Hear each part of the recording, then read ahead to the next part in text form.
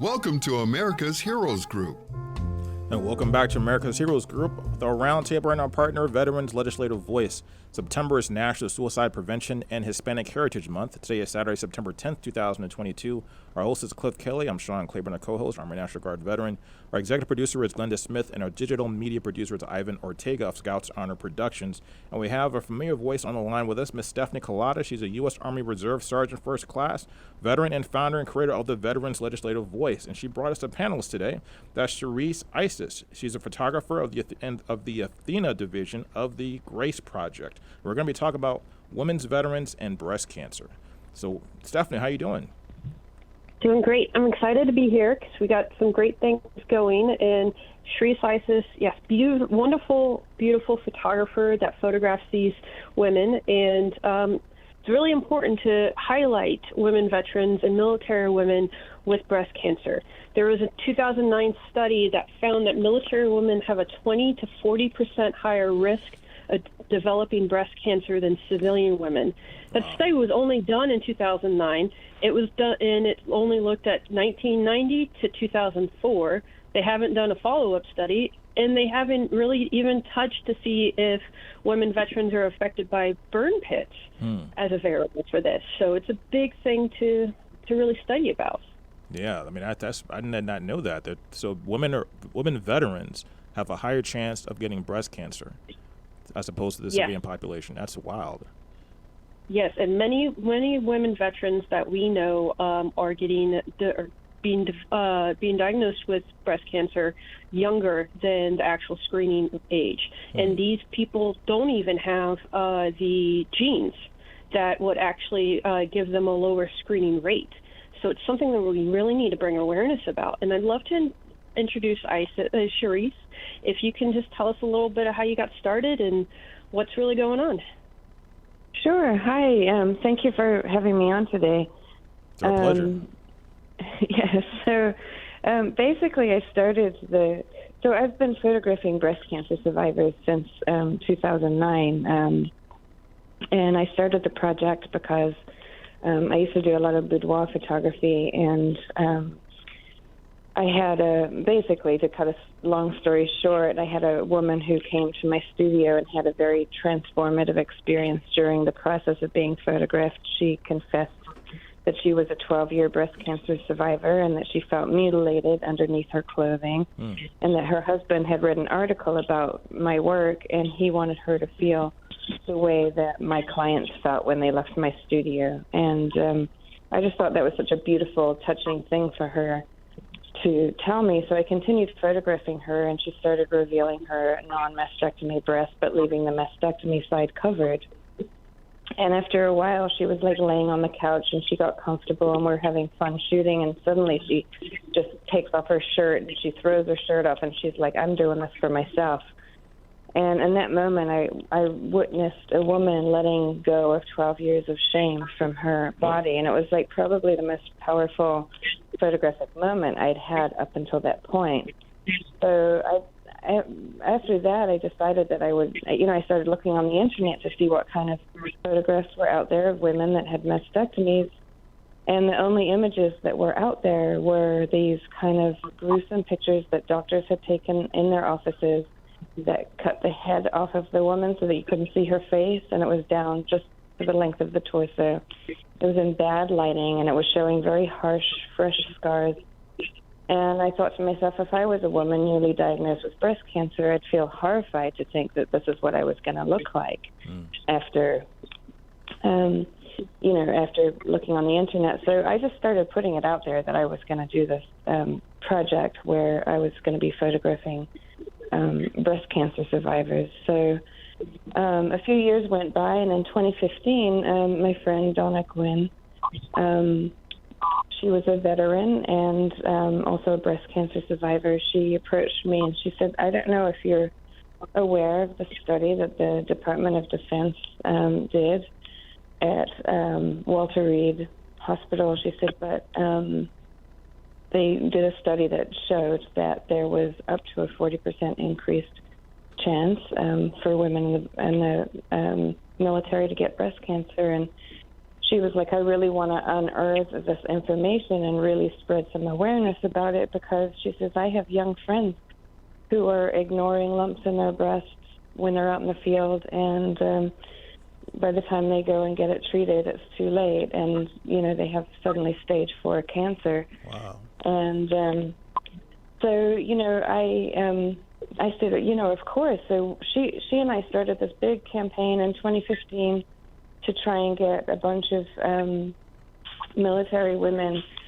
together at the National Women's Memorial in Arlington to do the photo shoot. And we got 20 people together, and it was a really powerful photo shoot because, first of all, like, all of the women that showed up at the National Women's Memorial that particular weekend had never really connected with breast cancer sisters that were also veterans. So there was this, aside from doing these really beautiful, powerful photo shoots, there was this real sort of sisterhood that was kind of a side effect of bringing all these women together. And it was really very beautiful weekend. And then, the thing that I found out through photographing these women, like, it's a very intimate experience when somebody's like revealing their scars, a lot of them revealing their scars for the first time to somebody else other than their doctor or their husbands or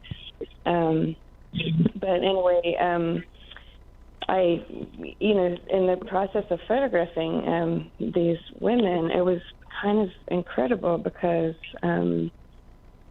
like, a lot of the women that I'd photographed had never given themselves a chance to, for instance, cry about their cancer. I mean, when you go through cancer, you're facing your own mortality. Mm-hmm. And these women just kind of shoved it down. They were, serving alongside men. And many women feel that they have to be not as strong as men, but even stronger than the men when they're serving, but because they have something to prove. And so instead of kind of allowing themselves to grieve what was happening to their bodies or grieve the fact that they're like facing their own mortality, they just shoved down their emotions. So photographing them at the memorial was, for some of them, the first time that they had ever allowed themselves to feel any emotion about their cancer. So that was really intense. And then I, heard stories from women because they start to share their, like, deep things that have happened to them. There were women who were sent to doctors in the VA who had never had any experience doing breast surgery. Oh, really? And, Wow. So they were sent to, like, a doctor who specialized in prostate surgery. And, one of the women, it like totally messed up. She was a very fit, strong military woman who, had exercised a lot and stuff. And suddenly, like, this doctor had messed up her stomach muscles from trying to do a reconstruction that he really didn't, he didn't have experience doing. So, she could no longer exercise anymore. She had to quit her work. She lost her position in the military. And she had to spend thousands of dollars of her own money on correcting what happened to her body as a result. So, like, there's many stories that like that. I mean, I talked to a woman who was a colonel, and she didn't want to be photographed because she was still in active service, and she was in charge of a lot of men, and she didn't feel like she would be taken seriously if she participated in the project, but she did want to talk to me about the project and her experience. And, she told me about how, in order to not lose her position in her job and her benefits, she continued serving while she was taking chemo, and that, like, wreaked havoc on her body. So she was out in Afghanistan having to, like, ride in trucks, and they can't pull over because her stomach's upset, so she had to wear Depends in the field. And just, really, really intense stories that nobody realizes that these women are going through in the process of having breast cancer treatment. Do you know if there's anything happening now in the military to try to address this issue? Well, I think that there's more awareness starting to happen now. I mean, with the PACT Act and stuff like that, and some recognition that there is actually, like, with toxic exposure and stuff, that people are having health issues because of that. And I feel like that's a really positive step towards change. And we also, there's a woman in the project, Dr. Kate Thomas Hendricks. She actually passed away just earlier this year.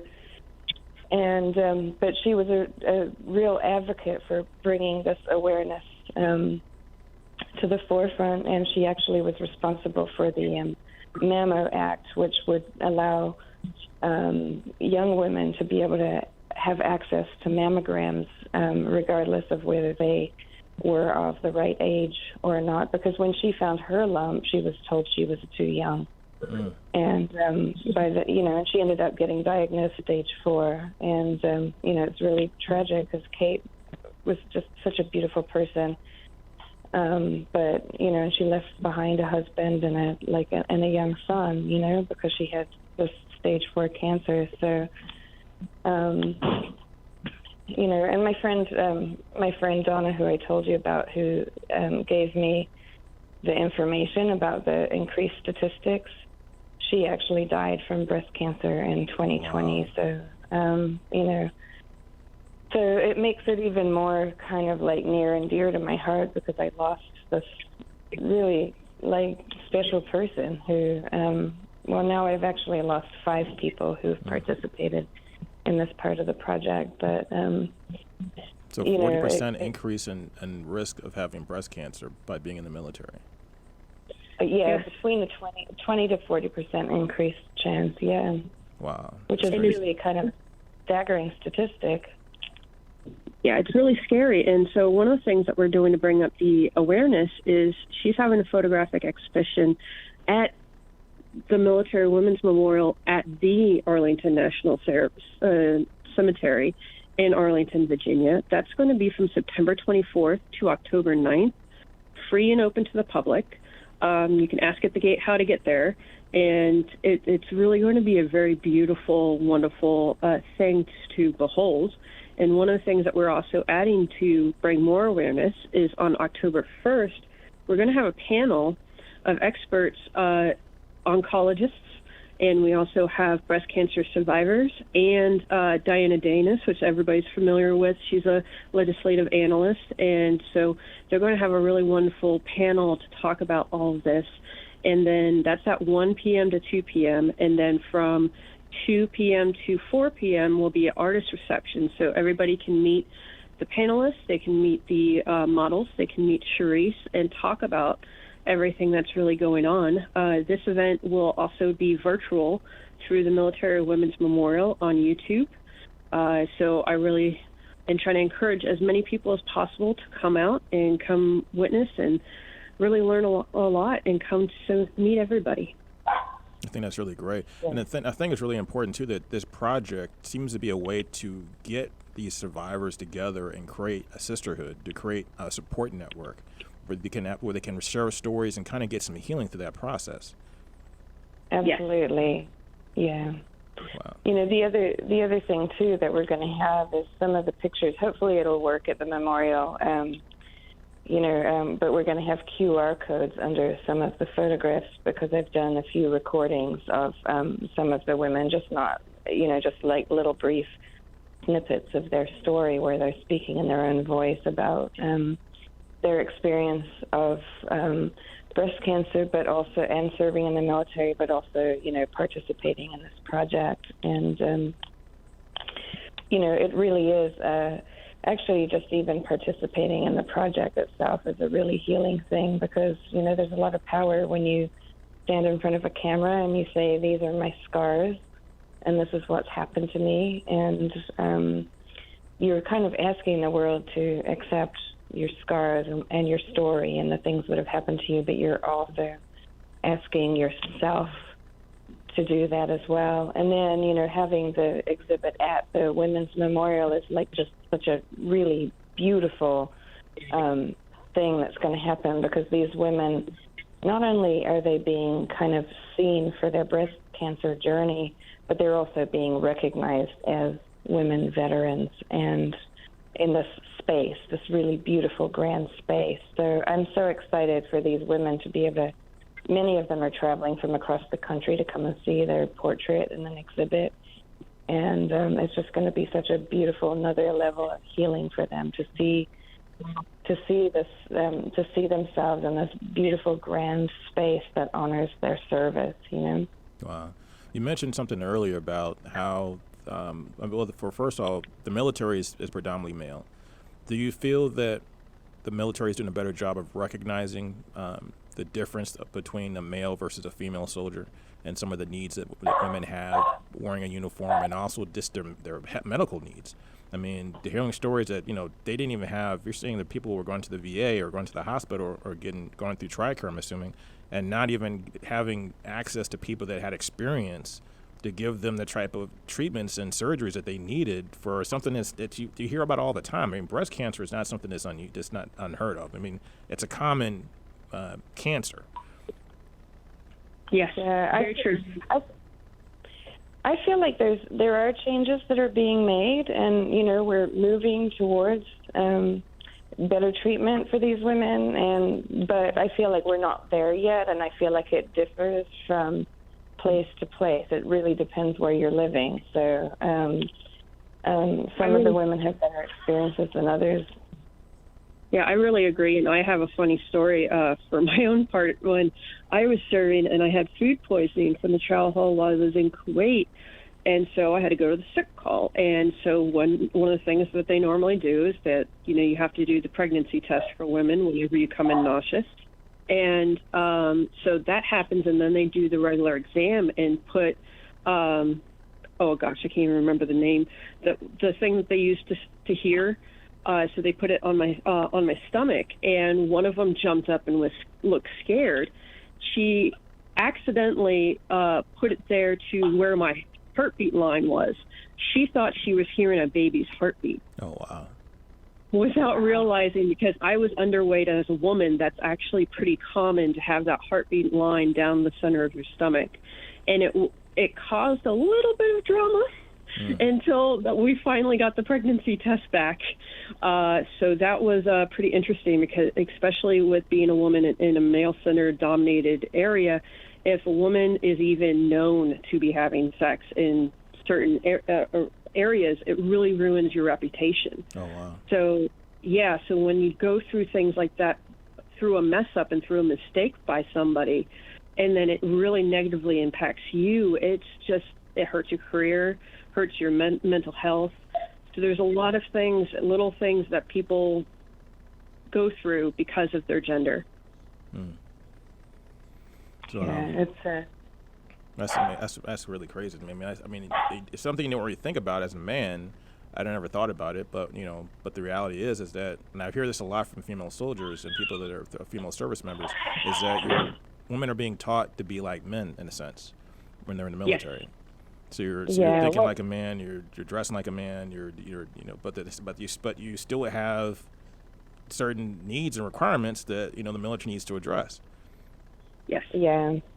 And I think, like, even, for instance, like feeling the need to like sort of shove down your emotions, like, so that you don't feel the feelings that you're going through. I mean, I just feel like on a psychological level that isn't particularly healthy either. And it would be wonderful to see, a lot more like psychological support. If somebody like if somebody loses a leg or, something like that, they're going to need a certain level of psychological support to deal with that loss. Well, a mastectomy is an amputation. And, no matter how you look at it, it's an amputation, and there's a lot of grief and a lot of loss that happens to the body. So it'd be really wonderful to see, some, psychological support services, and as well as, the proper path to physical healing. And how do you feel like your message has gotten across to other people that haven't gone through breast cancer or maybe can't relate to that type of struggle that a woman might have to experience? How has it been received well? People are unbelievably kind and supportive, and I think, especially like, I think women in general are very touched by this project because, we all women struggle with their body image. So, seeing these women standing and, being vulnerable, standing in their power, being very present for the camera, there's a lot of power that they're seeing in an image. And I think it really helps other women to be seeing these images as well as military women. But, I always find that people are super supportive. I mean, the other day we did a shoot out in, I met a woman out in Central Park and I shot her there. She was New York City based. And, people were walking by him and they're seeing this woman draped in camo and holding a sword and with this this real vision of strength, and people were so drawn to that. And she had absolutely no breast. She had no reconstruction or anything like that. So people were really, you could, on the occasion that I sort of glanced around and saw what was going on, and people were so drawn to what was going on. It's very powerful. Wow. It sounds like a powerful image. Someone holding a sword in camouflage. That's kind of cool in Central Park. Yeah. Yeah, she has some really beautiful images, and it's glorious. I invite everybody to go check her out. Wow. So how do you come up with your ideas as far as how you frame a picture? I when I started the main part of the Grace project, when I started sort of thinking that I wanted to do this project, I was trying to think about how I could contextualize something that was a difficult thing to look at, but and a difficult thing to process. And how could I create a window that made something seem beautiful and powerful? And the thought that came to me was the Venus de Milo, the statue that survives the trauma of history. And in the process, she's lost limbs, she's become broken, and yet we consider her like one of the most, this absolute iconic beauty that has survived the trauma of history. So I decided that I would make these women into goddesses. And, I draped them in this beautiful fabric, and I would pose them in a way where they felt beautiful and graceful.